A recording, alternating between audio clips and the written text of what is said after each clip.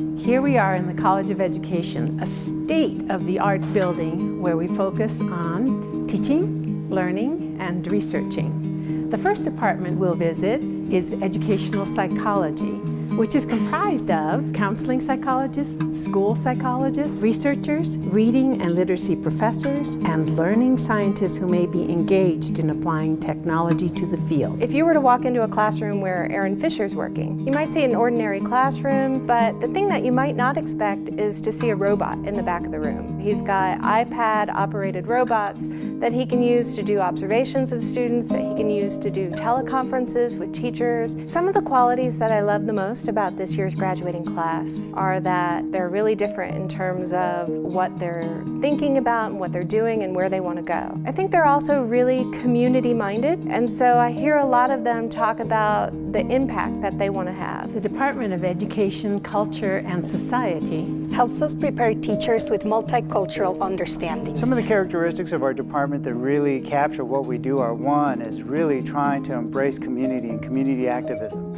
Secondly, we also embrace the idea of making an impact on not just schools, but also schools and society. And third, the idea of inclusion. One of the exciting things you would see if you were to pop into ECS is you might see Dr. Leticia Alvarez working with youth, looking at issues and policies that take place within schools, within the community, that actually help their academic success, as well as making sure that they have a place within the community to voice their concerns, as well as find some sense of actualization about who they are and who their community is. The Department of Special Education is about the inclusion of all abilities in the learning experience. For students in schools, there are federal mandates that they begin what is called transition planning. Those teachers have a special responsibility in that they have to think both about the school-based kinds of typical activities, including academics and other things, but also begin to think about how do we best prepare students as they transition from the school environment to post-school kinds of settings.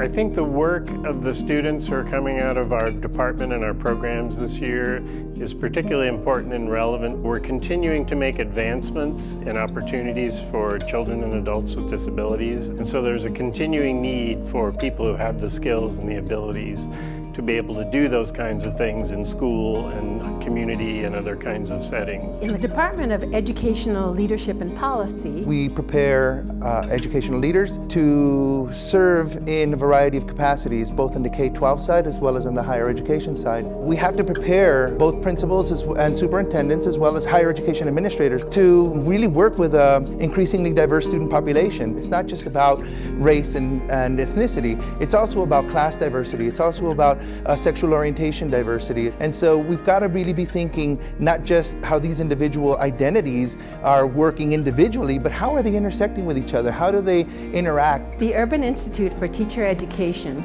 prepares students for becoming elementary or secondary teachers for urban schools. This year in the Urban Institute, we've begun an internship program in coordination and partnership with Granite School District, where our interns spend the entire year with a group of students and are the teacher with many instructional coaches and mentors to help them along the way. Some of the adjectives that I would use to describe this year's cohort of graduates are: they're fun and they're enthusiastic, scholarly, as well as very actful in their work. They have a lot of energy and they have a really creative vision of what that means to be an effective leader. To all the graduates of 2016, congratulations. Good luck with your future career goals. We look forward to hearing from you, and please remember that the University of Utah is always home. Because we believe education is about opening doors. As a teacher, counselor, leader, now it's your turn.